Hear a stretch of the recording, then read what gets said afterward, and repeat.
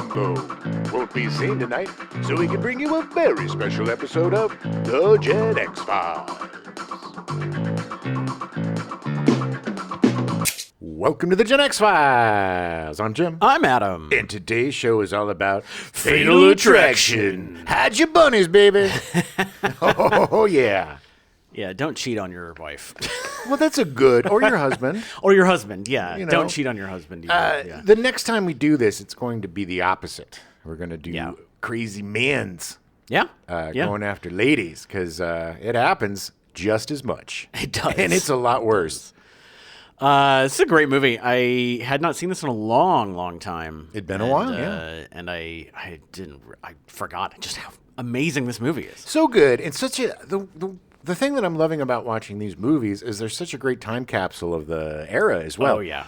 There's something about 1980s New York. Yeah. Location shooting that I love for some reason. And it's very different than any other era of New York. I don't know why. Yeah. It's just for some reason it stands out. I really dig the late 80s boxy cars. Oh, yeah. Boxy. So boxy. Practical, not sexy. All right, well, take yourself back to 1987.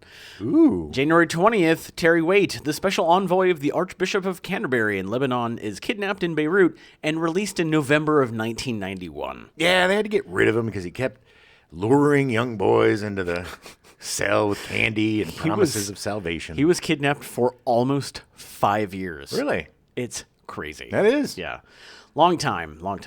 April 27th, the United States Department of Justice declares incumbent Austrian President Kurt Waldheim an undesirable alien. It turns out that Waldheim worked as an intelligence officer for the Nazi army during World War II. Yeah, Kurt Waldheim. Nobody bothered to check before he became the prime minister, apparently. What was it, Operation President. Moonshot or something, where they brought all the Nazis over, all the rocket scientists? Yeah. Yeah, something like that. You know, they didn't have a lot of problems with Nazis when it came to the space program. Of course not. Nazi NASA. Oh, look at it. Look at it, Adam. Same number of letters. Starts with an N and an A. Yeah. Oh, my God, it must be. It is. June 11th, the Conservative Party of the United Kingdom, led by Margaret Thatcher, is reelected for a third term at the 1987 general election. Yes, the Iron Lady. Yeah. Another crazy lady. Oh, man.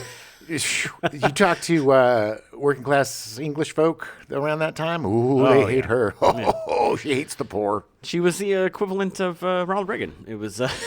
They were a pair of fun times. Yep. September 16th, Fatal Attraction premieres in New York City. I found it really interesting that the soundtrack doesn't kick into this movie until like half an hour into the movie. No, and you don't really notice. No, not at all. And it comes in at the most perfect time. Yeah. So man, this movie scared so many people. Yeah. Look, if you watched our first film, Play Misty for Me. Yeah. I was going to say Play Minty for Me. I don't know what that means, but it's the same theme, basically. Yeah. It's the same movie, basically, with a little bit of difference. But it's really interesting to see this in different eras, in the early 70s versus the late 80s. Right. And how society changed and the perception changed. It's true. God knows in the late 80s, everything got way more violent. Well, I think in both films, there is a bit of, not comeuppance, but there is a responsibility that is shared by the male protagonist. Oh, yeah. He has a fault in this. Yeah. And I think in terms, the stakes are so much higher in this movie than Misty because he's married, he has a kid. Right. Clint Eastwood's just kind of a playboy DJ, and he gets caught up in the, wrong one-night stand and everybody else in his life pays for it. That's true. And he pays for it. But in this movie, the stakes are high because Douglas is in all intents and purposes, a happy marriage, great kid, got a dog, moving to the country, great life, but can't say no. Can't keep it in his pants. No. And this just goes to show you that one decision can completely F up your life. Everything. Oh, Lord. Well, Fatal Attraction starts with James Dearden. Dearden is an English writer and director. His father was a respected director in England for about 30 years. Nice. In 1980, Dearden wrote and directed a short 50-minute film called Diversion that aired on British television. Yes, very good. I would love to see somebody who was like, he was a very non-respected director, but nobody respected this guy. Yeah. Well, the thing is that I have no idea who this guy is, but he worked all the time. Well, sure. That's how you get respect. Yeah, I mean, you know. Work ethic. He didn't do anything that was like an auteur status kind of stuff. It was just like he the just workhorse. He worked in TV and film forever. Yeah, craftsman. Yeah, exactly. So Diversion was about a married man who had a one-night stand with a woman who wants so much more from him. It starred Stephen Moore, Sherry Lungi, and Morag Hood. I love Sherry Lungi. She's great. Stephen Moore is best known as the voice of Marvin the Paranoid Android in the radio and television adaptations of The Hitchhiker's Guide to the Galaxy. Those are good. Do you ever listen to the radio one? Oh, yeah. Oh, that's awesome. Oh, yeah. He has such a great voice.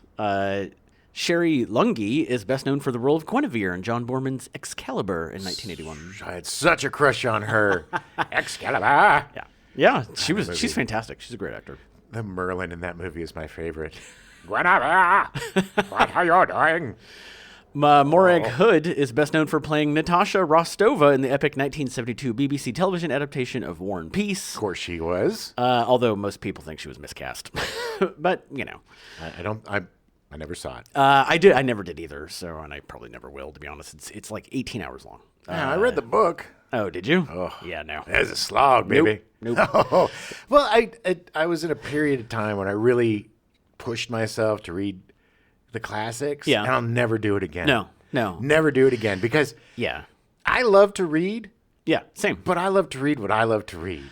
Yeah. And I love some of the classics. I was going to say Three's Company. Three's Company. Three's Company is one of the greatest novels It is a classic. ever. It's a classic. Like The Three Musketeers is a classic. Yeah. I love that movie. That era is fine and good, yeah. But some of these, man, like There you was want to a- get through Moby Dick. You want to get. I mean, these are tough slogs. There's a period between like 1780 and like 1840 that I literally can't read anything from that era. I think the mandate was, how do we torture our readers? Well, I mean, technically Herman Melville did that on purpose. Yeah. But I mean, it's like, but I could not get through Moby Dick. Oh my God. I couldn't get through the Scarlet Letter. I couldn't get through any of these where it's like, I'm just going to be flowery and have lots of prose for no reason. I did enjoy the Scarlet Letter, Ugh, but I couldn't get through it. Like Test of the D'Urbervilles, I read. It's just like it's. I think also, there wasn't a lot of entertainment choices. So like True. a bigger book gives more bang for your buck. It's like an RPG. Right, You right. got something you could play for 150 hours. 50 to 80 of those hours are filler. Yeah, right. But you got a good chunk. But you got of it. Yeah, It's exactly. there. It's there. We're just gonna start calling these novels the RPGs of literature.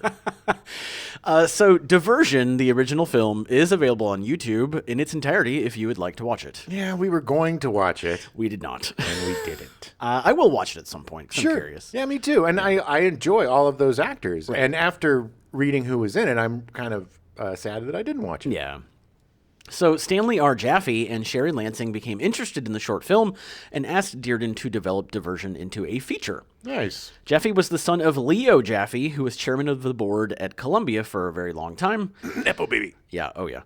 Jaffe made a name for himself in 1969, producing Goodbye Columbus, an indie flick starring Richard Benjamin and Ally McGraw. Yeah, Richard Benjamin played Christopher Columbus, and Ally McGraw was the Queen of Spain. And the whole movie was just them saying goodbye to each other before he went on his... You realize that people will think you're telling the truth because no one's seen this movie. Oh, man, I love Richard Benjamin. He was just in You People Oh, yeah. as this total Oh, pervert. really? Oh, It was that's great. hilarious. That's It was great. so good to see. The one thing I will say about You People, I enjoyed the movie. It Yeah. wasn't one of my favorites, but I did enjoy it. But what was so fun was you got to see some of the great old actors. Oh, like yeah. Richard Benjamin and the original guy from MASH. He was in that. Alan Alda? No. The in the movie, the guy that was in all the Oh. Gould. Elliot Gould. Elliot Gould. Elliot Gould, And I think even Elliot Gould's amazing. Barney Miller was in it. Oh, really? Wow. It was just Wow. all these old ancient guys. You're like, oh my god. So in 1972, Jaffe would produce Bad Company, starring Barry Brown and Jeff Bridges as young men fleeing the Civil War draft. Okay. He produced The Bad News Bears in 1976. Nice. Kramer vs. Kramer in 1979. Oh, tearjerker. Taps in 1981. Great. And Without a Trace in 1983, his only foray into feature film directing. Without a Trace was good. Yeah, I really enjoyed that movie. Jaffe is well known in the Star Trek community as the head of Paramount who vetoed an interactive experience that would recreate the USS Enterprise in Las Vegas. Boo. Yeah, his reasoning was that, well, if it turns out to be crap, then it's going to be there forever. Yeah, he's not wrong. But the Star Trek fans hated it. Yeah, but okay. At this time, in the 80s, it would have been crap. I know. It wouldn't have been anything, you Yeah. know. They didn't have the technology to make it cool. No, it would have been sad. And everybody was like, Star Trek? We don't care about these nerds. Right. We'll, we'll just put some of those weird triangle symbols on the blackjack tables and call it a day. Lansing started her career as an actor, but dissatisfied with her own acting skills, she decided to learn more about the film industry from the ground up. So self-aware. Exactly. That would make a good producer. She took a job with MGM as head scriptwriter and worked on 2 successful films, The China Syndrome and Kramer vs. Kramer, both released in 1979. Great movies. Great movies. Her work at MGM eventually led, after a stint at Columbia Pictures, to an appointment with 20th Century Fox in 1980, and at age 35, the first female production president of a major studio. Yeah, she was incredible. Yeah. By the way. And, God, man, The China Syndrome is such a good movie. Oh, it's a great movie. Every time we go through this stuff, it just reminds me of the stark difference today where we don't have these grown-up movies anymore. I know. Agreed. I guess we have the grown-up TV shows. I guess that's what we have now. Yeah, that's true. You know, That because is they're true. more. Yeah, I mean, I think we're getting like Chernobyl and Yeah, there's some definitely more adult stuff. yeah, I mean, and we're getting like the Presumed Innocent series, so we're getting Yeah. those courtroom things. And I've seen some pretty good courtroom stuff on TV too. Like The Lincoln Lawyer was pretty good. oh yeah, That series I on never that. saw it. Yeah. Yeah. Not the movie. Right, the With series. All right. The That was not series, good. yes. So Lansing resigned in December 1982 and became a partner with Stanley R. Jaffe to form Jaffe Lansing Productions based at Paramount Pictures. Nice. In late 1986, Jaffe asked Nicholas Meyer to look at the script developed by Dearden, and Meyer wrote a 4-page memo making suggestions, including a new ending. Ooh. Meyer graduated from the University of Iowa with a degree in theater and filmmaking, just like me. Wow. He was only about 15 years ahead of me. Why didn't you get in touch I with him? did not get it. I'm not as successful as Nicholas Meyer. Could have been. You're an alumna. I totally didn't realize until the end of researching that. I was like, oh my God, he went to my school. You know, I got to meet Sherry Lansing. Oh, did you? I did, and such a extremely nice, gracious Oh, person. I imagine. Yeah. I mean, she's becoming head of production at 35. It's so weird. Crazy. I had so many friends that actually were kind of successful and did work their way Right, up in the right. industry and had a lot of great work ethic. So I was able to spend a lot of time on the lots and spend a lot of time, Yeah. you know, at different companies and stuff. And so I got to meet these people, and it was very interesting. And it was really interesting to do it without the pressure of working for them or anything. Yeah. So I was just Yeah, me. yeah. So it was kind of fun. Yeah. So Nicholas Meyer first gained public attention for his best-selling 1974 Sherlock Holmes novel, The 7% Solution, a story of Holmes confronting his cocaine addiction with the help of Sigmund Freud. It's really fun. Have you seen this No, movie? I've not. Robert Duvall is, he was Watson. Oh, yeah. Yeah. Yeah. Yeah, so it was adapted into a film in 1976, for which Meyer wrote the screenplay. The film was directed by Herbert Ross and starred Nicole Williamson, Robert Duvall, Alan Arkin, and Laurence Olivier. For his work adapting the novel, Meyer was nominated for an Academy Award for Best Adapted Screenplay at the 49th Academy Awards. Yeah, it was great. It's a very different take on Holmes. If you're a Sherlock Holmes Yeah. fan, I 100% recommend it because the cast is stellar. Yeah, it's one of those that it's been on my radar for a long time. I just have never seen it. It was one of those movies that popped up on Stars Oh, yeah. every couple of months. And I've been, yeah, check it out. Intrigued by the first part of college friend Carl Alexander's then incomplete novel Time After Time, Meyer optioned the book and adapted it into a screenplay. Not very well. He consented to sell the script only if he were attached as director. The deal was optioned by Warner Brothers, and the film became Meyer's directorial debut. Yeah. Time After Time was released in 1979, starred Malcolm McDowell, Mary Steenburgen, and David Warren. It was about H.G. Warner. Wells. David Warner. Apparently I missed the R. It was about H.G. Wells time traveling to the then present of the late 1970s. It was a critical and commercial success, despite Jim hating it. I didn't hate it.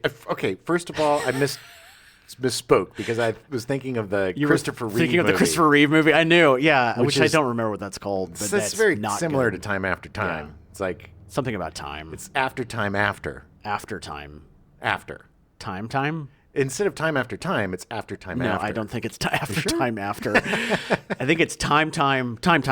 Yeah. Yeah. Time but to- I knew time to move on. I figured I hadn't seen Time After Time, but I knew the Christopher Reeve movie I know is not good. No, but this one's not bad. Yeah. Meyer was hired to direct Star Trek II, The Wrath of Khan, despite having never seen the first movie. Probably for the best. He would go on to co-write the fourth and sixth Star Trek films while also directing the sixth.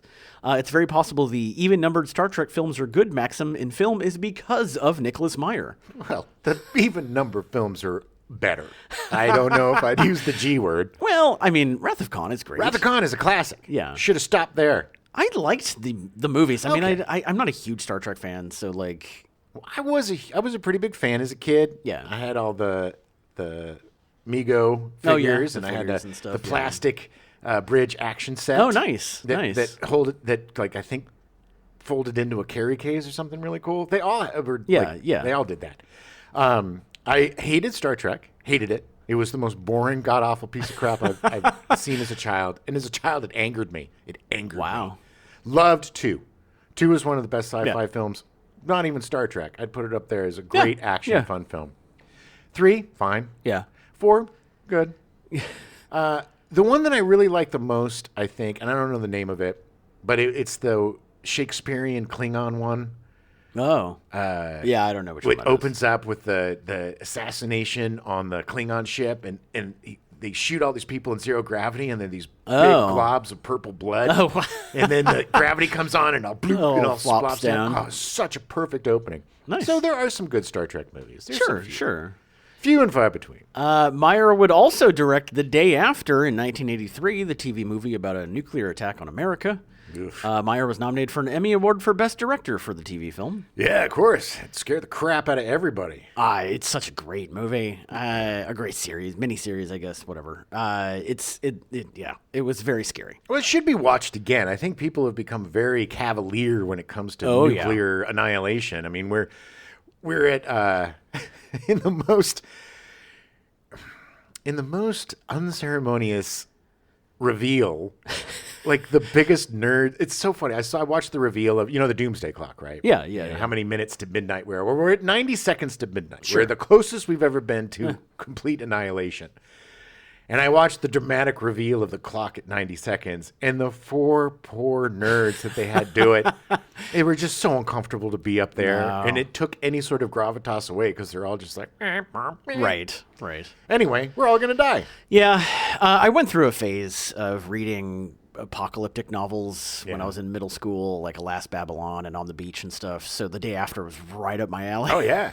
Oh, man, when I was a kid, I used to read Revelations all the time. Oh, God. Because it was the scariest. Oh, it was great, man. If you love Stephen King or you like horror books, That's read true. Revelations. There's some good writing in there. Crazy descriptions. It's the best part of the Bible. Yeah. I would read before I went to bed because I thought it was so crazy. You're such a weird person. It's so weird. A few weeks later, Meyer met with director Adrian Lyne and gave him some additional suggestions. Is it Line or Lynn? It's Lyne. Is it? Yeah, I I've looked been it up because someone, I was curious Yeah. because I heard somebody say it and I was like, that's weird. And then there was an interview with Adrian Lyne and they literally introduced him as Adrian Lyne. Okay. And I was like, yeah, well, that answers my question. Well, I've been saying it wrong. I've always said Lynn as well. Yeah. But Adrian Lyne. Adrian Lyne. That's going to take a little getting used to. Getting Adrian Lyne attached to the picture was a feat in and of itself. At first, Dearden was going to write and direct himself, but Michael Douglas was weary of working with an inexperienced director from a previous experience and asked for a new director to be used. I get it. Yeah. More than 20 directors passed on directing the movie. Well, I mean, nothing had really been done like that in a while. Yeah. I mean, I could see how it'd be like, it just seems kind of, but it would all depend on the performances. Sure. But it's also not... It's not an exciting movie to direct. You're not going to be doing a lot of quick shots and action sequences. That's and true. That's true. It's a very kind of it unfolds this film. Speaking of quick shots and action sequences, Tony Scott was considered for the directing job, but he turned it down to do Beverly Hills Cop 2. It would have been a completely different movie. yeah, It would have been so glossy, and it would have ended up, somehow Michael Douglas would be a hero, and there would be a car chase. And, Fly away in his plane. yeah, and it would have been all her fault, and he never really would have had sex with her. It would have been Right, some sort of right. like male fantasy. Yeah, that's true. BS. That's true. John Borman was also considered.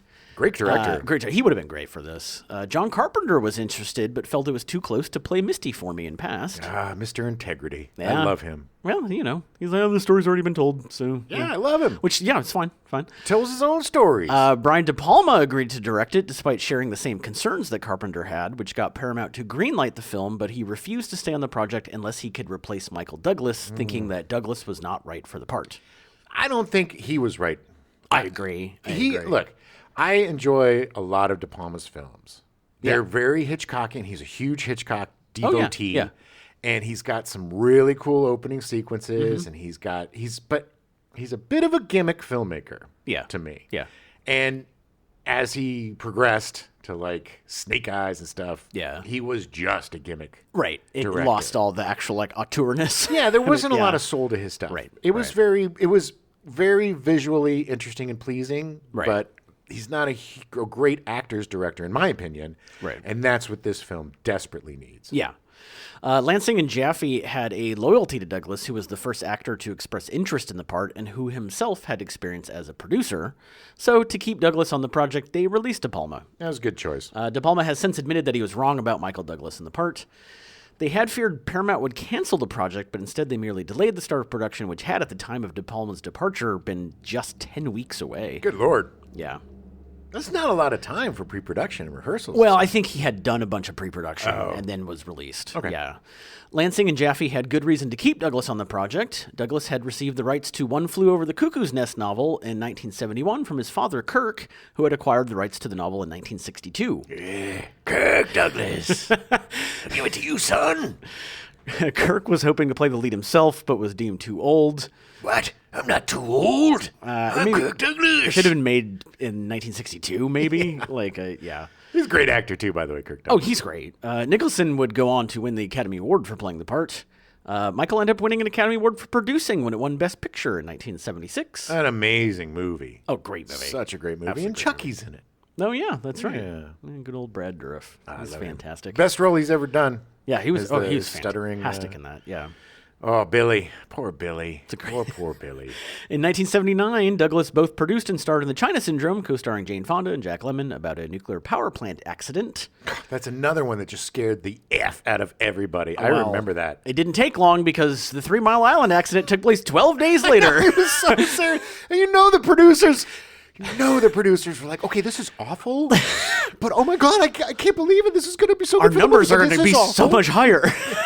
I mean, we feel really bad about this, but oh my God, we're going to make so much money. It's crazy. It's so prophetic. It's so crazy. Douglas's acting career was propelled to new heights when he produced and starred in the Romancing the Stone in 1984. Oh, what a great movie. That's the first movie I remember him from, and that's what endears me so much to him. Well, it's a great character. It's a great part. The chemistry between he and Kathleen Turner is palpable. Yeah. He's funny.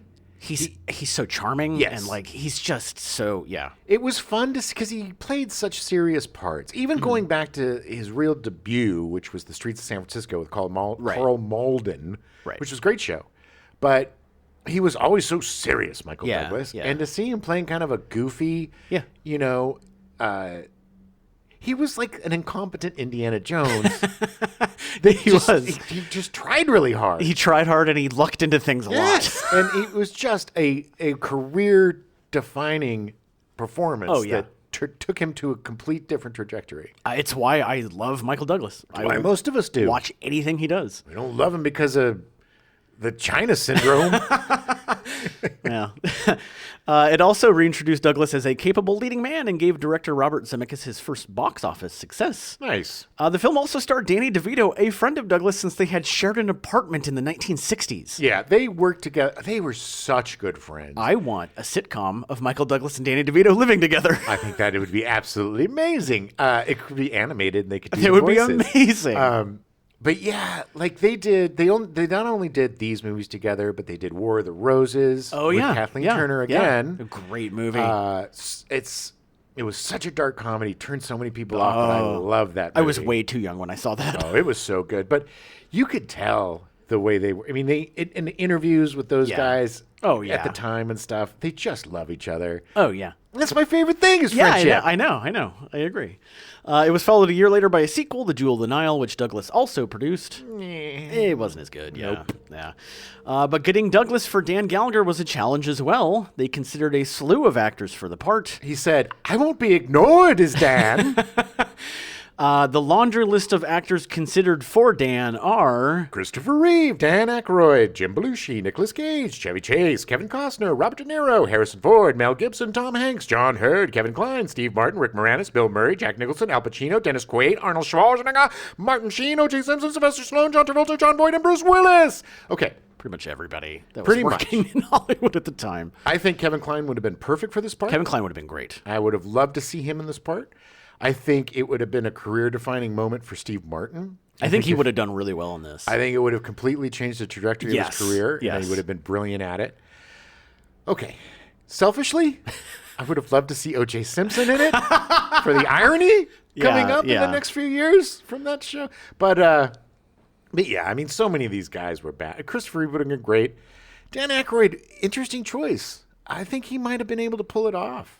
I don't. Belushi, I love Dan Aykroyd. He just isn't. I don't think he's attractive enough to be. That sounds terrible, but you know what I mean. Yeah, but he's like I don't know. He would have been interesting. I don't think Cage would have been good. I don't think Chase would have been good. Costner would have been fine. De Niro would have been great. Ford, we saw him do it. He would have been. He would have been great in it. Yeah. Ford would have been awesome because he's got that we saw him in Presumed Innocent basically play this part. Totally. But yeah, he would have been great. Rick Moranis. That's an interesting choice. I would kind of love to see Rick Moranis in this. It would definitely be that everyman, like, wow, really? Rick Moranis read the script and was like, really? You're asking, wait, the lead part? I'm Rick Moranis, I'm not going to play the lawyer friend? Like, what? But yeah, and the other, all the Arnolds and the Sylvester Stallones and Bruce Willis. Yeah. John Voight, no. No, absolutely not. No. Martin Sheen would have been great. It's a very well written part. Yeah. But yeah, Steve Martin would have been fantastic. I would love to have seen him. Yeah, my top two would have been Martin or Kevin Kline. Yeah, Kevin Kline. Oh, Kevin Kline's so good. Tom Hanks, nobody would have bought it. No, not at that time. He wasn't. If he had been 10 years older, maybe. But But this is just another thing of like shotgun casting. They these are all the people they sent the script to. Right. Right. Michael Douglas was also working on the film Wall Street at the same time as this film. Crazy. To avoid a schedule conflict, Douglas would alternate between each film during the week. You could see in his performance of both films that the other character slips in occasionally. Oh, yeah. Because he's like, greed! After releasing De Palma, Lansing and Jaffe turned to Adrian Lyne. An avid moviegoer during his school days at Highgate in England, Lyne was inspired to make his own films by the work of French New Wave directors like Jean-Luc Godard, Francois Truffaut, and Claude Chabrol. Snooty snoots. Yeah. Lyne was among a generation of British directors in the 1970s, including Ridley Scott, Alan Parker, Tony Scott, and Hugh Hudson, who would begin their career making television commercials before going on to have major success in films. Their techniques in making commercials were admired and copied by major names in the film industry, with Lyne stating, I remember making this advertisement up in Yorkshire when I get this message that Stanley Kubrick had called. He'd seen an ad I'd made for milk in which I'd used a particular type of graduated filter. He wanted to know exactly which filter I'd used. It was the milk filter, I said. It was the milk filter, yeah. And he used it for his milk scene for the milk bar in Clockwork Orange. Yeah, there you go. Lyne made his feature film directing debut in 1980 with Foxes, a look at the friendship of four teenage girls growing up in the San Fernando Valley, starring Jodie Foster. Oh, such a great movie. You seen that movie? No. That's along the lines of that summer camp movie where the girls made the bet to lose their virginity. Yeah. It was that kind of genre. We had this great we had these really great teenage movies that were serious. Yeah. And that treated kids like real kids. Right. They wanted to have sex. They wanted to smoke dope. They wanted to get drunk. Just what kids do. It was like Bad News Bears. I mean, we Right, really right. represented kids great in the 70s. I do want to point out that I think it's interesting that Adrian Lyne made his first movie about the San Fernando Valley being from England. Yes. Well, you know, people say that the San Fernando Valley is very similar to Yorkshire. Yeah, it is. It is. It's our sister city. Lyne made a splash with Flashdance in 1983, starring Jennifer Beals in her feature debut. Oh, you forget how huge, Oh, that movie was that movie huge. is. Everybody, I've said this before, poor sweatshirts, man. Oh, yeah. All the collars were cut out. So many damaged sweatshirts. So many supple shoulders popping out from sweatshirts. Even I had my sweatshirt, my yeah. Flashdance You sweatshirt. crop top it, and you were What a dancing in feeling. your kitchen. Yeah, and I had a thing of water that I splashed on splashing me. yourself, and I, yeah. like, stretched out on a chair. It was sexy. The film generated over $200 million worldwide and was the third highest grossing film of 1983. The film was also nominated for 4 Academy Awards, with the theme song What a Feeling winning the Oscar for Best Song. Yeah, by Irene Cara, who just passed away recently. Yeah, she did. She did. R.I.P. Yeah. In 1986, Lyne attracted controversy with 9.5 Weeks. Based on a novel by Elizabeth McNeil, the tale of a sexually abusive relationship starred Mickey Rourke and Kim Basinger. There was a period of time in the United States of America when Mickey Rourke was the sexiest Huge. man. Yeah, he was huge. He was the go-to guy for sex movies. Whether it was So weird. this or Wild Orchid or what was the one where with the devil without Oh, yeah. I don't remember what it's Robert called. De Niro and Yeah. the Cosby Girl and all the controversy. But yeah, that pudgy weirdo. Oh, yeah. What was it? Because I remember the That was such a good only movie. thing I remember from that movie is cracking open the hard-boiled Yeah, egg. yeah, Like the it was- devil. Yeah. Yeah, a great movie. But yeah, it's just unfathomable looking at him today. I And know, no I offense, know. man. Look, I loved Mickey Rourke back in the day, man. Pope of Greenwich Village is amazing. Yeah. Diner, amazing. He's a great actor. He kind of went Lulu. He did. You know, he went a little crazy. Became a boxer, all this stuff, got a lot of Just plastic got surgery. weird. Oh, so much plastic surgery. Now he just looks like an old cartoon lion. It's really sad. But yeah, for a while there, everybody wanted him.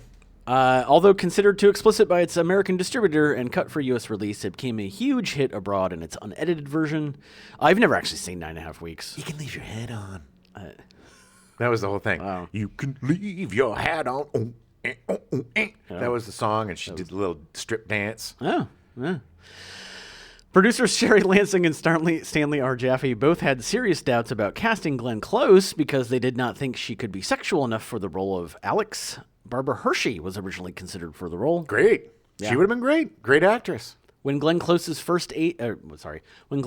agent first called to express her interest in playing Alex Forrest, he was told, Please don't make her come in. She's completely wrong for the part. Director Adrian Lyne also thought that Glenn Close was the last person on Earth who should play Alex. Well, let's be honest.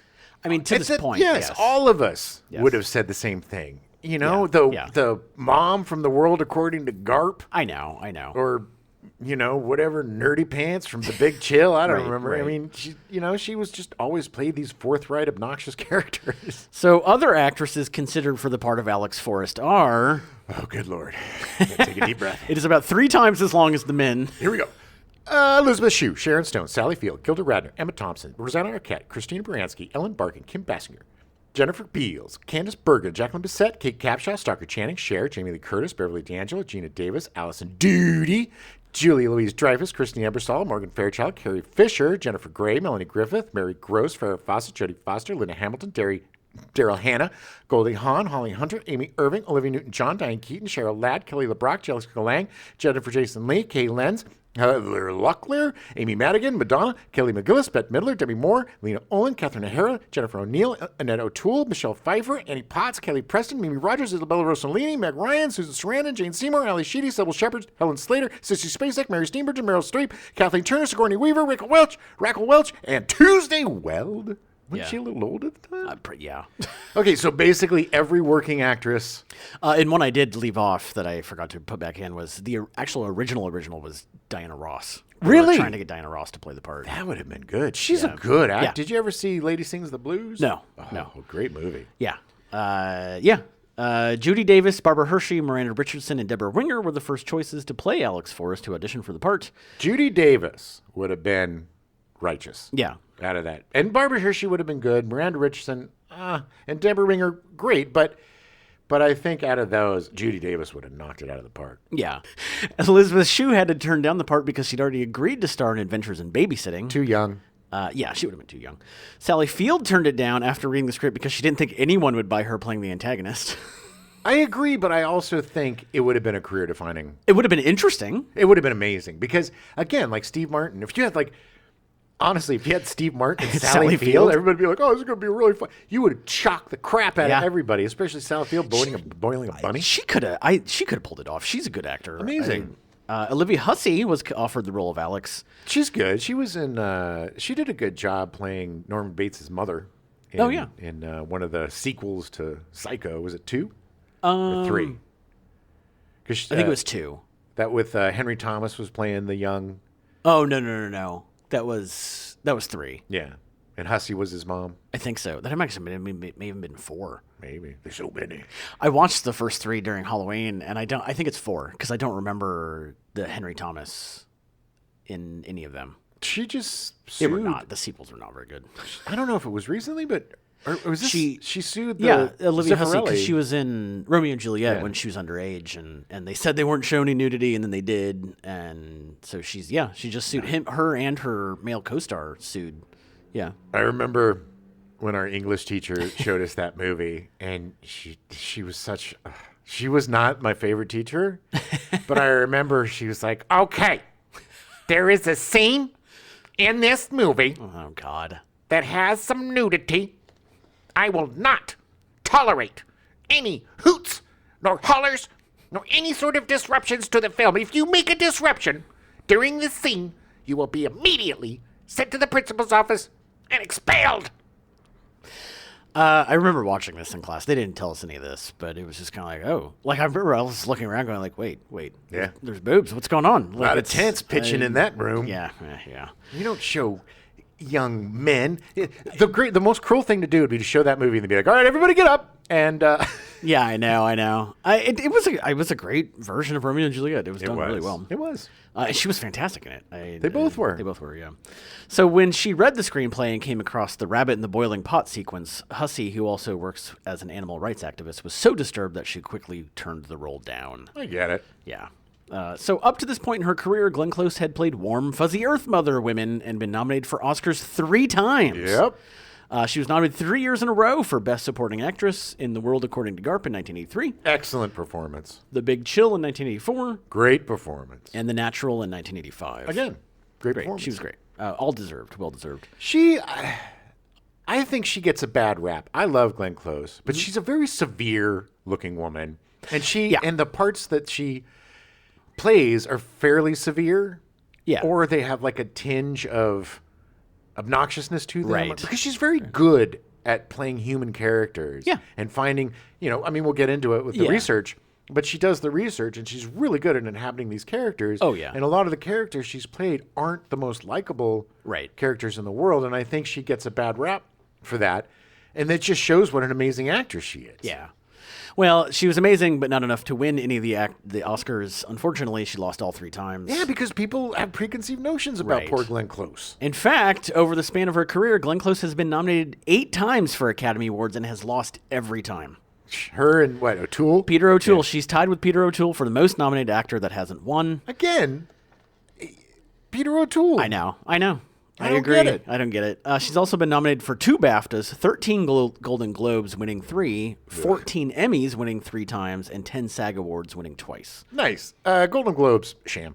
But all those other ones. Yeah. I mean, I think the SAG Awards are probably to me, I think the SAG Award would be the most prestigious for me because that's given to you by your peers. The thing is, I didn't include this, but I'm pretty sure that all of her wins came after 2006. Oh wow! It was she won the Emmys for Damages. Yeah, and then the SAG was for some other stuff. But it was like they just were like, oh yeah, we should probably give you some awards now. Well, she does all those parts were great. Exactly. She was She's amazing. A fantastic actor. Yeah. Close was persistent, and after meeting with Jaffe several times in New York, she was asked to fly out to Los Angeles to read with Michael Douglas in front of Adrian Lyne and Sherry Lansing. Because she knew she could play the part. This is what I love about her. Yeah. Because this is not anybody looking at this and reading the script. Nobody was thinking, Glenn Close. Right. She might be the right one. You would think that with them having such a hard time finding an actor, that the one person that's like, I want this part, they're just like, no. But, you know, you look at every actor that they were asking, they're all pretty. Yeah. You know, and I'm not saying Glenn Close isn't pretty, but she's classical Hollywood beauty. Right. She's more of a handsome woman. Yeah. And, you know, a beautiful woman, but in a very different way. In this movie, the way that she was shot and how Michael Douglas and that you know, when they were on their tryst and doing their stuff, I got it. Like, I totally got it. I was like, yeah, that's somebody that I could see kind of being like, yeah, I'm going to go have a fling with. I don't know. I thought it looked like he was having sex with a poodle. That was bestiality. Speaking of, before the audition, she let her natural frizzy hair go wild because she was impatient at putting it up, and she wore a slimming black dress she thought made her look fabulous to the audition. Yeah, she looked great. The frizzy hair worked. It didn't work when they showed her forehead, but it worked when she had bangs. Right. This impressed Lansing because Close came in looking completely different. Right away, she was into the part. Close and Douglas performed a scene from early in the script where Alex flirts with Dan in a cafe, and Close came away convinced my career was over, that I was finished. I had completely blown my chances. Lansing and Lyne, however, were both convinced that she was right for the role. Lyne stated that an extraordinary erotic transformation took place. She was this tragic, bewildering mix of sexuality and rage. I watched Alex come to life that day. Imagine just giving someone a chance. Yes. Okay, I'm going to tell it. So, you know, I acted for a long time. And once or twice, yeah. And mostly comedy. I was a comedy guy. Mm-hmm. And I got this part, like a sexy part. And I didn't think I could do it at all. And it was so refreshing to be able to do that. Like, it's to be able to challenge yourself to get completely out of your comfort zone and do something that you're not known for or that nobody thinks you can do, and pulling it off. Such a great sense of accomplishment. Yeah. You know? It's as an actor, that's the stuff you crave. You want to do the stuff that scares you, that you don't think you can do. Hollywood wants to put you into a box and say, this is what you should do for the rest of your career. Sure. Yeah. And the chance to be able to do something else is amazing. Even when you're as big a star as Glenn Close, you're still getting pigeonholed. Yeah, exactly. Alex Force was such a radical change for Glenn Close, and she played the part so well that she got stuck playing similar characters for quite a while. Again, same thing. She is such a good actor that people believe that's who she's that crazy because she's so good. Yeah, she's great. Actors who do research, you know, look, everybody's got their method, everybody's got their own thing, but one thing I will say is research is key because you want to be true to the part. You want to be true to what you're playing, and especially somebody who's quote unquote crazy. Right. Well, it's easy to play crazy. It's easy to play stereotypical cuckoo bananas crazy, but to do justice to people who actually have mental illness or whatever, you want to make it real. You have to make Alex a sympathetic character. Yeah. Because if she's just a monster, then it's just a monster movie. Who cares? Yeah, then then we're watching Freddy Krueger. It's boring and predictable. Exactly. Yeah. Because it's like, okay, we have a hero and we have a villain, but we really don't because it's his fault. Is Michael Douglas the hero? No. He causes all the problems in this movie. Did he double dip? I don't remember. Did he double dip? So he double dipped like Clint Eastwood. Yeah, he did because she was like, "Oh, you got to come. You come work for my house. Yeah. Come work here." Yeah. And then they end up banging all day. Yeah, it's because they only hear what they want to hear. Oh yeah, I'm never going to be weird about it. Yeah, I'm cool with you being married, baby. I don't want nothing. And he just hears what he wants to hear. His little wanger hears what it wants to hear, and it just goes leading him around. When Glenn Close finally secured the part, one of the first things she did was to take the script to 2 different psychiatrists. She asked them, "Is this behavior possible? And if it is, why?" The 2 psychiatrists who reviewed the script at Glenn Close's request both came to the same conclusion. Alex Force's behavior was, in its own way, classic behavior. Oh, yeah. Their diagnosis was that Alex had been molested and sexually tortured for an extended period of time when she was a child. As a result, any emotional pain that she might experience that is associated with sex would provoke an extremely violent response. Yeah, yeah. Yeah. Glenn Close was uncomfortable with the bunny boiling scene, which she thought was too extreme, but she was assured on consulting the psychologist that such an action was entirely possible and that Alex's behavior corresponded to someone who had experienced incestual sexual abuse as a child. There is nothing more horrific Yeah. than destroying a child. Yeah. And unfortunately, it's very rare to come back from that. Yeah. That it affects you the rest of your life. It's disgusting. Yeah, it is. It is. I mean, that's not even the right word for it. There's not even a word probably that conveys how horrible that is. I know we're a couple of goofballs talking about goofy stuff, but this stuff comes up. They do a good job of portraying somebody suffering from mental illness. Yeah, yeah. Up until the end. And we'll talk about that because I really feel like the ending does an incredible disservice Yeah, I agree. to And the story. Glenn Close would agree with you. But, I agree with her. But, Yeah. it's Well, still we'll a talk movie. about- yeah. It's a movie. So, yeah. But still, it's like it's a cop out to me. I agree. It's a I agree. BS. Hey guys, it's Bob. Let me explain. Okay. We'll get to it, Bob. You just go Okay. sit on the bed and hang out for a bit. You guys seen my kids? No. Go find them and come back. Yeah, Bob. Jesus. Glenn Close has stated that for years after playing Alex Forrest, she's been asked to come speak at psychiatry seminars. Glenn Close stated about her character.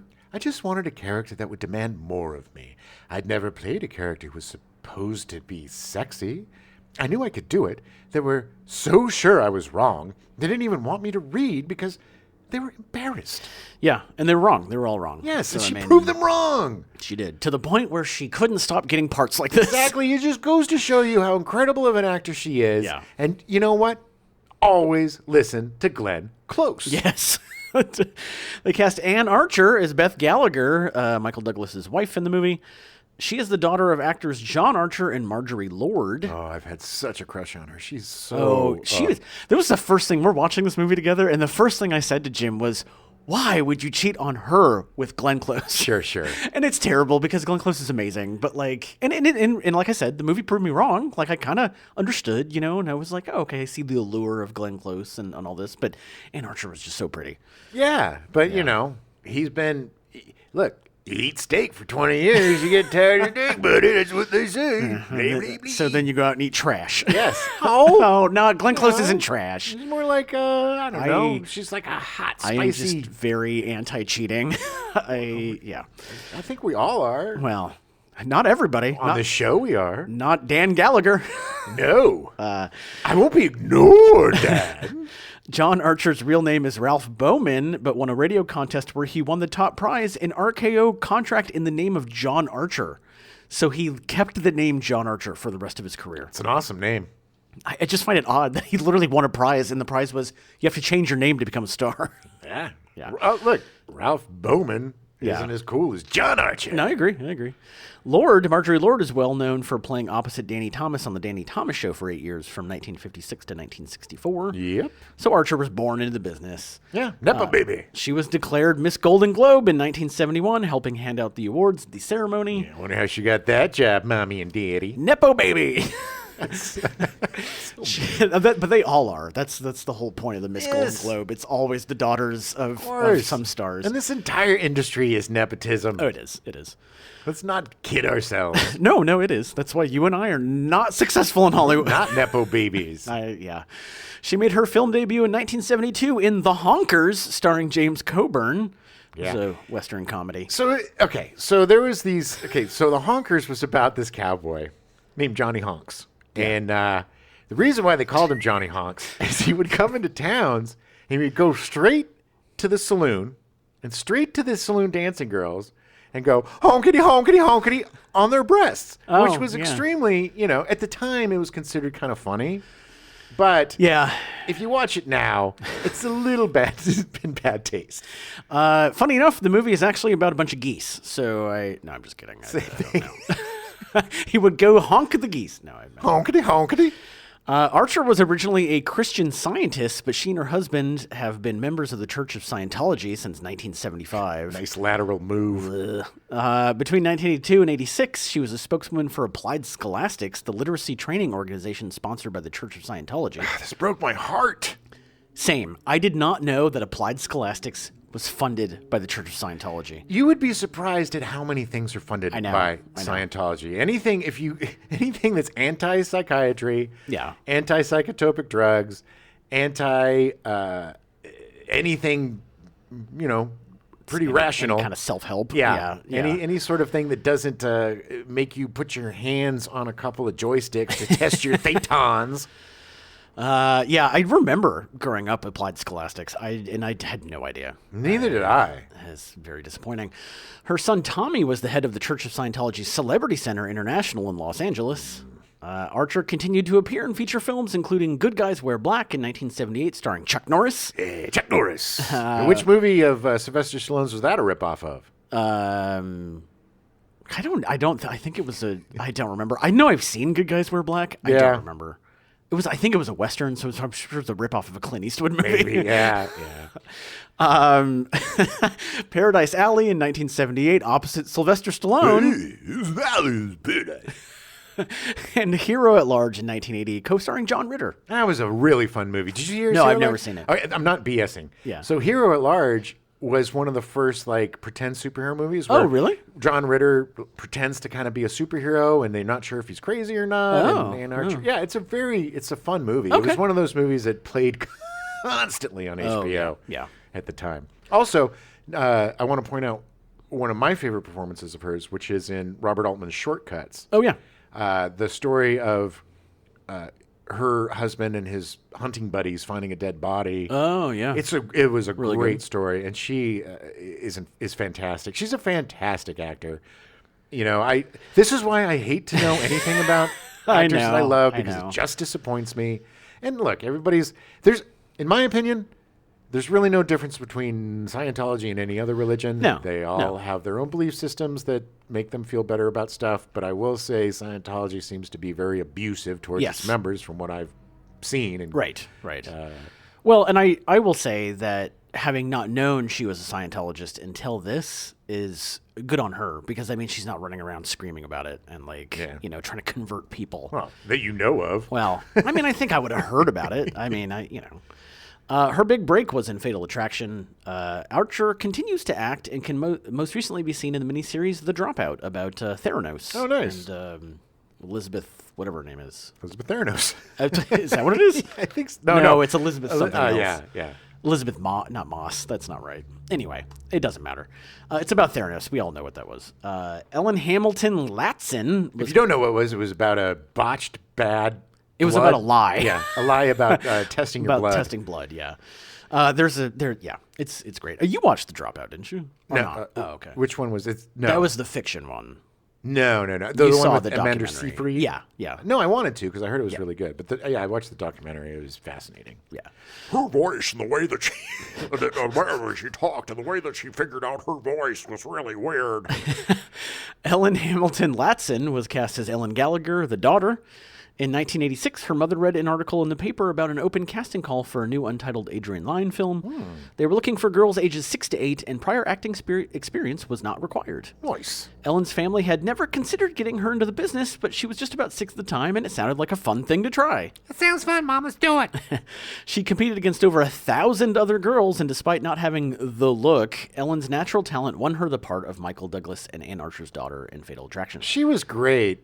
You thought she was a little boy. I thought she was a boy. I got to be honest, and they didn't I give feel her- bad. No, you shouldn't, because they didn't do her any favors. They gave her a boy's cut. They did, and it was just she just seemed like she had more masculine features for a 6-year-old. Yeah. She had a 5 o'clock shadow coming through. I was convinced it was a boy, and then it was like, no, it is. The more she was on screen, the more she talked. It was like, oh, okay, Yeah. it's obvious. But Then you were like, okay. You were a little uncomfortable for well, I was just confused. Just kidding. I knew it was supposed to be a daughter, and I was like, wait, did I read that wrong? She doesn't look like a girl. She looks like a boy. To get the desired reaction shot from Ellen during the scene where she witnesses her parents having an intense argument, Michael Douglas was behind the camera bullying Ellen Latson and threatening to take away the stuffed unicorn she was holding, saying, Look at that stupid unicorn. I'm going to throw it in the garbage. which is why she begins crying and hugging it tighter. Asshole. After director Adrian Lyne yelled cut, Douglas immediately apologized to her, said he was only kidding, and hugged her. I'm only kidding. Come on here. Come on, Emily. Yeah, the 6-year-old is like, oh, funny. Good Yeah. one. In an interview years later, Douglas stated, I feel pretty guilty, but you got to do what you got to do. yeah. I mean, BS, buddy. She's 6. Yeah, I know. You could probably do it without threatening her and Maybe her toy. maybe they tried and she wasn't doing it, and that was his way of speeding it along or something. Sure, by by traumatizing her. That's his producer hat coming on. He's like, we got to keep moving. You just got to keep going. I don't care. Ellen We'll would get her therapy later. We'll pay for her therapy. Oh, yeah. Ellen would appear in a number of TV shows and movies, perhaps most notably as Ruby Sue, Randy Quaid's daughter in National Lampoon's Christmas Vacation. Well, you liked her better in that because she looked like a girl. Because she had girls. She was so good in She was that. cute in that. She was super So cute. she wasn't cute in this. Well, sure. But I mean, and they purposely tried to make her adorable and endearing. Yes. In National Lampoon's Christmas Vacation. She was great in that.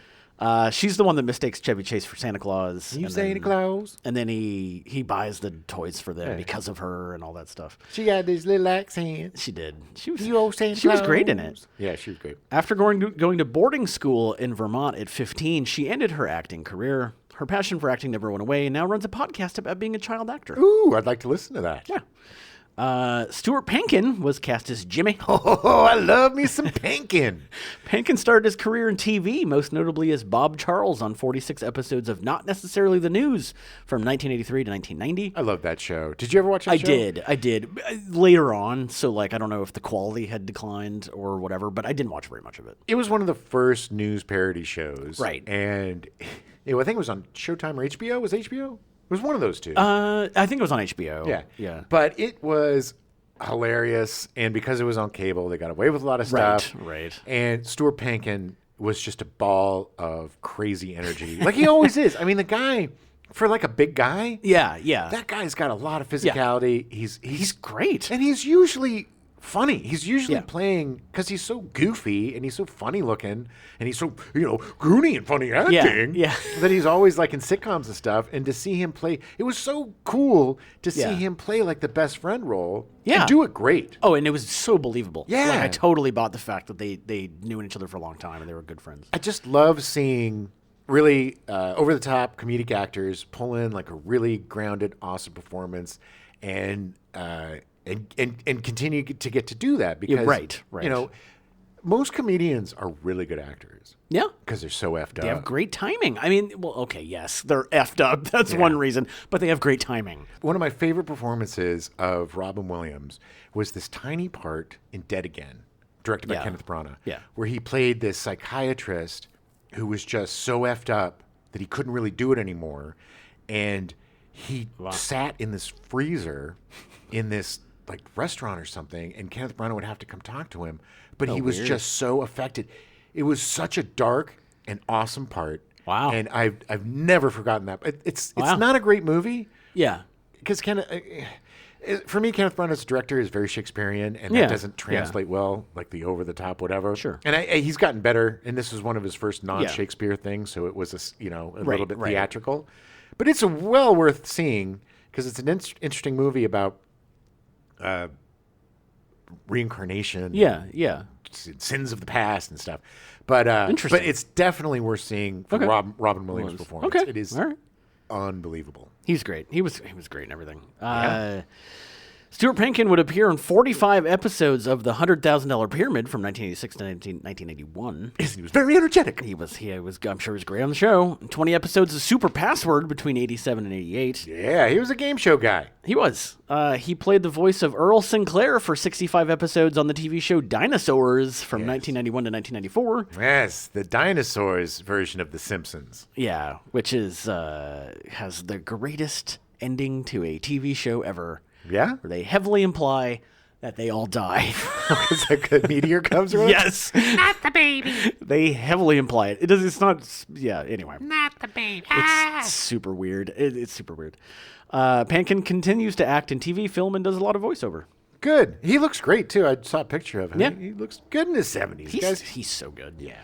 Ellen Foley was cast as Hildy, Pankin's wife, in the movie. She was great. She was fantastic. Foley gained public recognition through singing a duet with Meatloaf on the hit single Paradise by the Dashboard Light from the 1977 album Bat Out of Hell.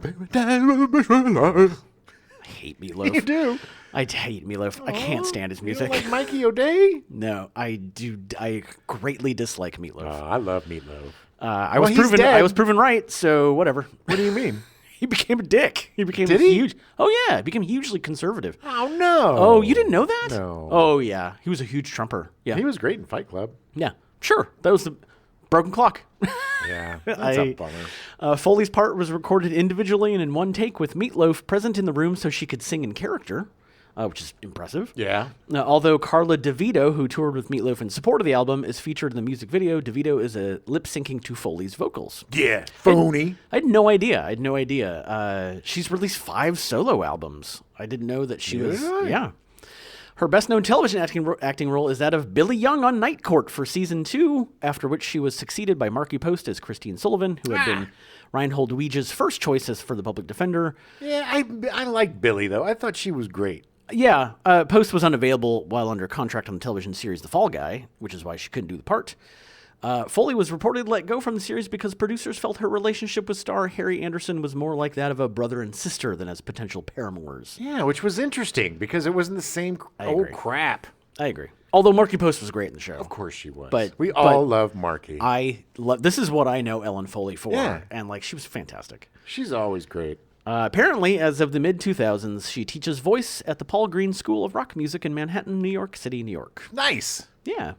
Jane Krakowski was cast as Christine, the babysitter. Blink and you miss it. One tiny scene. Krakowski made her feature film debut playing Randy Quaid's daughter in the original National Lampoon's Vacation in 1983. She was unbelievable in that part. And I'm sure that there was probably more of her in this that was cut out. Yeah. Because it was literally one shot. There was a bunch of supporting actors in this that were cut. Jane Krakowski also appeared in 109 episodes of Search for Tomorrow from 1984 to 1986. It always just boggles my mind that these people like before 20 were on like 6,000 episodes of a soap opera. I know.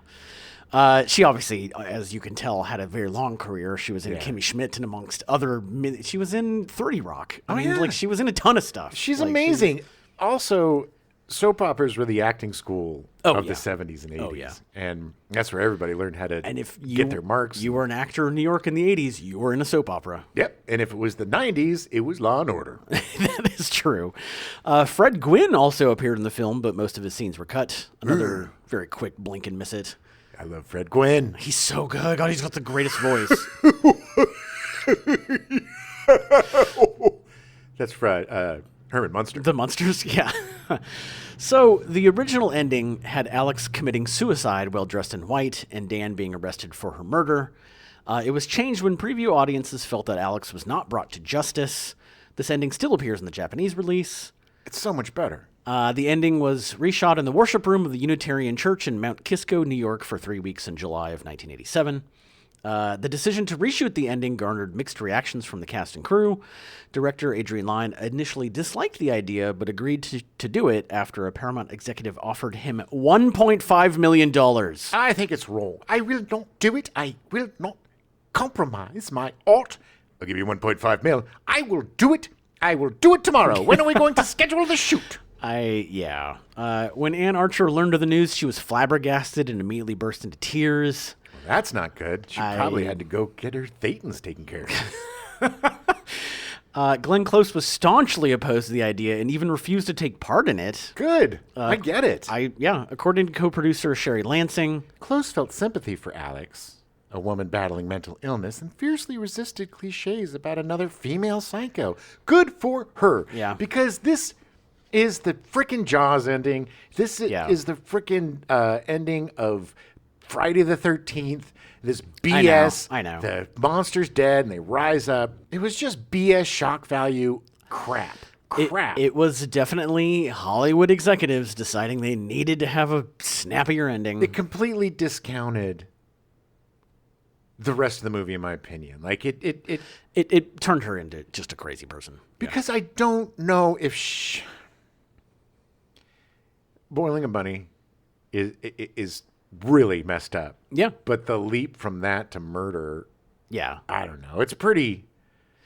I mean, I don't know. Part She of it, played it so well. I don't. Yeah. I could see there being a path where she could go down that, but I agree. I think the original ending would have been stronger. It just turns it into a monster movie at this point. Yeah. At least her performance was amazing when she's sitting there digging into her leg with the knife as she's it's so talking. crazy. She Yeah. took a horrible, corny, cliche BS ending and Right. gave it validity through her performance. Michael Douglas, on the other hand, had no objection to the new ending and felt that the reworked ending would help the movie. I don't care. I just want to make money. Close, he's such a producer. Close and Douglas got into an argument over the ending, after which time Close contacted her friend William Hurt, who finally convinced her to participate in the reshoot. Glenn, you should probably just do it. Oh, William Hurt. I love William Hurt. I do too, and he died too, damn it. Yeah, I know. That was disappointing. During the reshoot of the ending, Glenn Close suffered a concussion during one of the takes when her head smashed against a mirror. Good Lord. After being rushed to the hospital, she discovered, much to her horror, that she was actually a few weeks pregnant with her daughter. Oh my God. Close also developed eye and ear infections from being dunked repeatedly in the bathtub water for hours. Gross. To this day, Close said watching the ending makes her uncomfortable because of how much she unknowingly put her unborn daughter at risk from the physically demanding shoot. Yeah, I bet. That'd be so scary. Her daughter's an actor now. She was an actor then. Well, gave a great performance. Her first role was in Fatal Attraction. I wonder if she puts that on her resume. It's ironic because Glenn Close, she says she's 36 in the movie and that she's pregnant, and she's like, this might be my last time. Glenn Close was actually 40 when she shot this. Really? She was pregnant for the first time at 40. I can't believe she was 40. Yeah. Yeah. She looked amazing. She has aged so well. Yeah, I mean, look, I hate saying that kind of crap because that just like puts the onus on people to look good as they get older. Sure, and I think, sure. I don't want to get into like plastic surgery and Madonna and all that right. stuff, but it's like, there's something to be said to aging gracefully or just letting it happen. Let nature take its course. Exactly. Don't fight it. The more you fight it, the more you look crazy. Yeah. Fatal Attraction spent 8 weeks at #1 in the U.S., where it was the second highest grossing film of 1987, behind 3 Men and a Baby. Apparently, Glenn Close has gone on record saying that so many women have come up and said, "You saved my marriage." It's like, What? ouch, you should get a divorce. How? I don't know. Did the... Because they then became more inquisitive about what their husbands were doing, I guess. I don't know. I'm not going to cheat. Oh, yeah, I'm not cheating now. She's going to go crazy. Yeah. We don't have any bunnies, do we, honey? In the UK, it grossed a record £2 million in its opening weekend and spent 10 weeks at #1. In Australia, it was the first non-Australian film to gross $2 million Australian dollars in its opening weekend, second to Crocodile Dundee. Oh, you call this a knife? Hey, yeah, because it was so different. Again, we really hadn't had anything like this since Play Misty for Me. Yeah. And that's more of an experimental, Yeah, it's, kind of a lazy daisy kind of walking around film. But it had a very loosey-goosey approach. Yeah. But this was a tight, taut thriller that, until the end, gave us a pretty well-rounded performance from the quote-unquote villain. Yeah.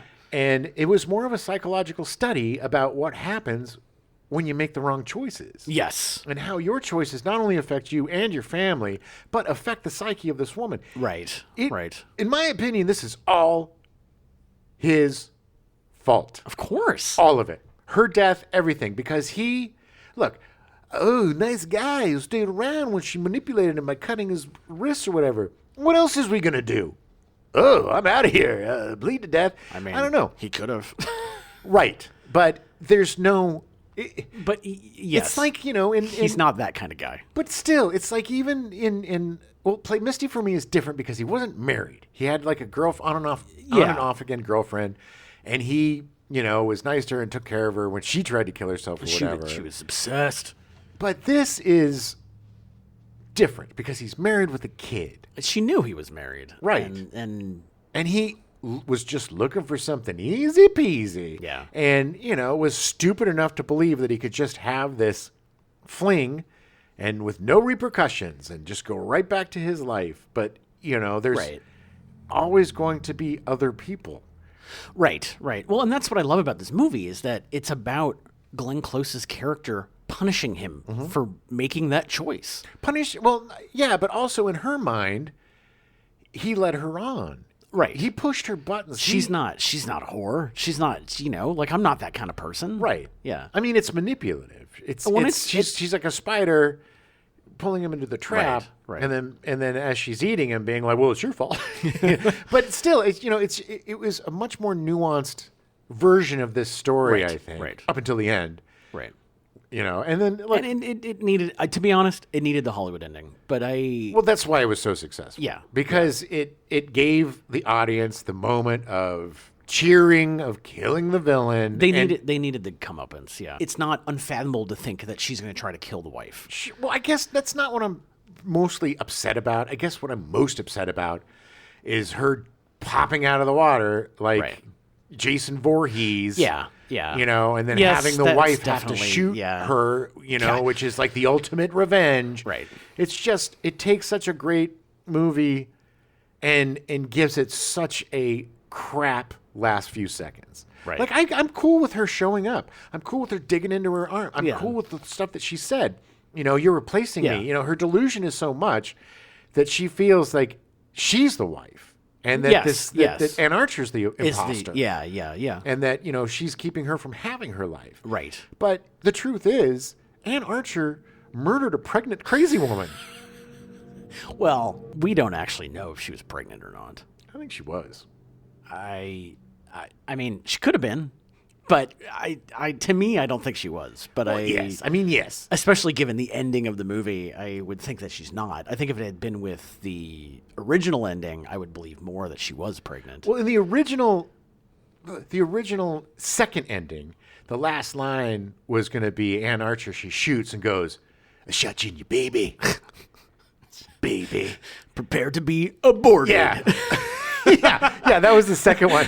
He did a few takes with her ad-libbing some lines. They cut out. Awful. It's awful.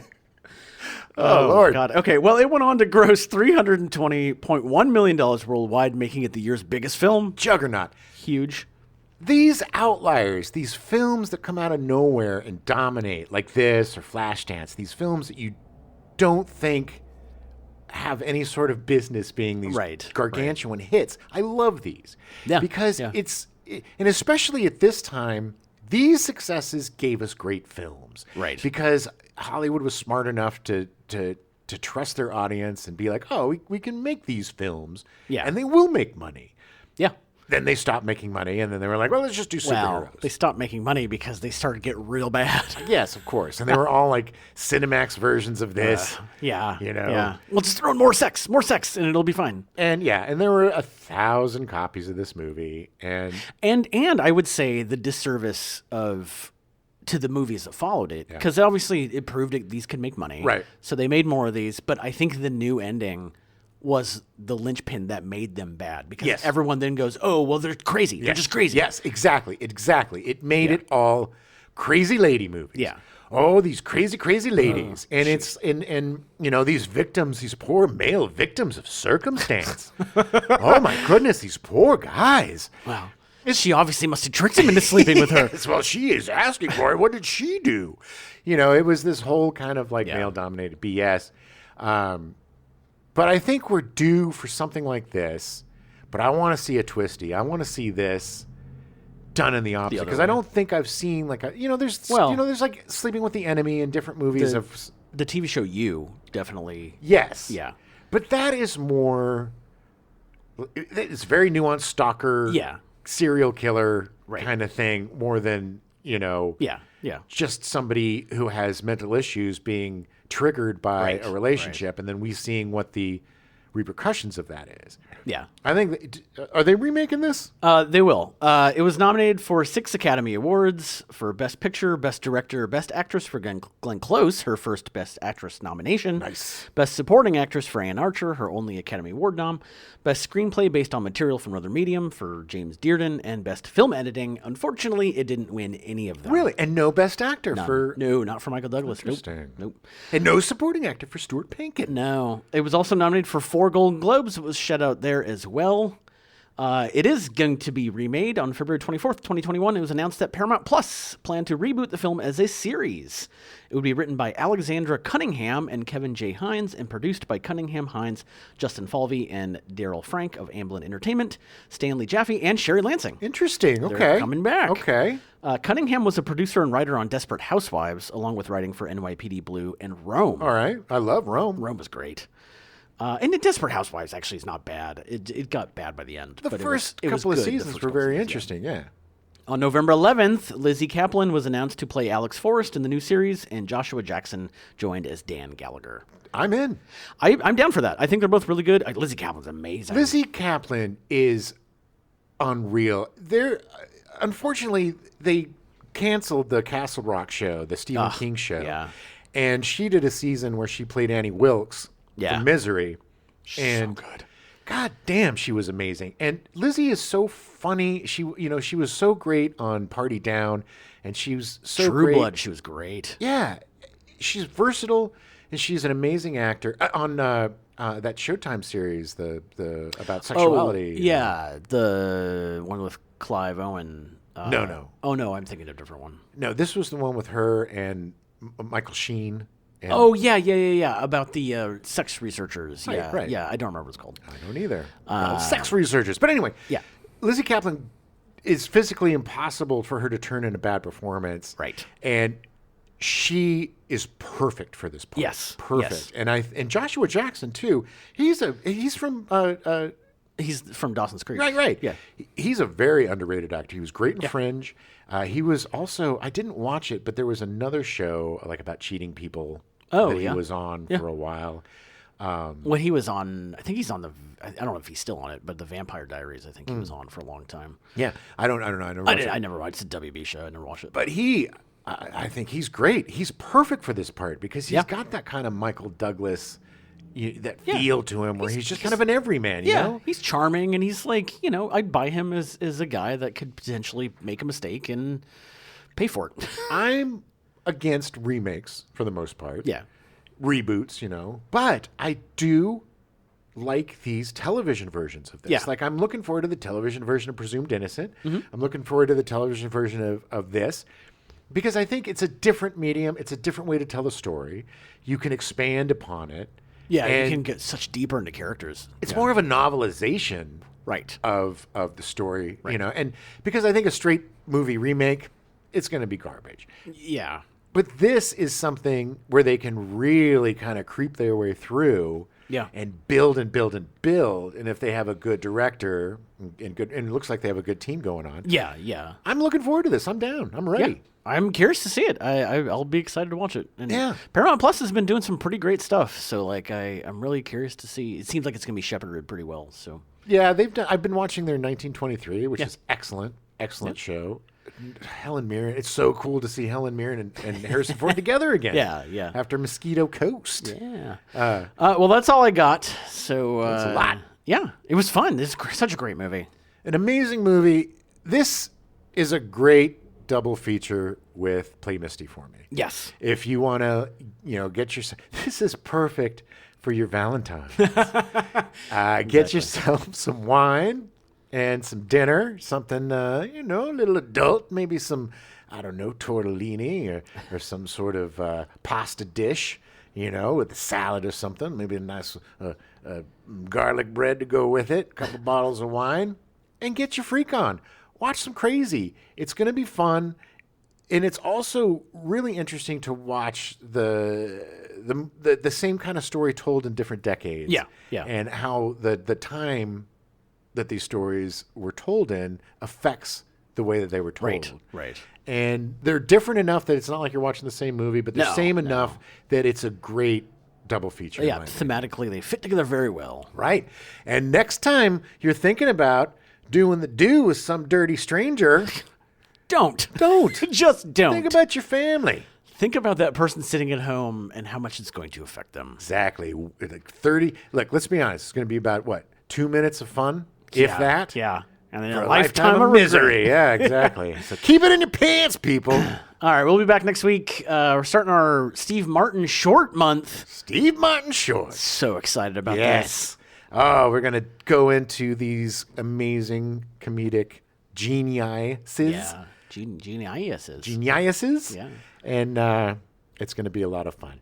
Keep it in your pants. Have fun watching the movies. And we'll see you next month.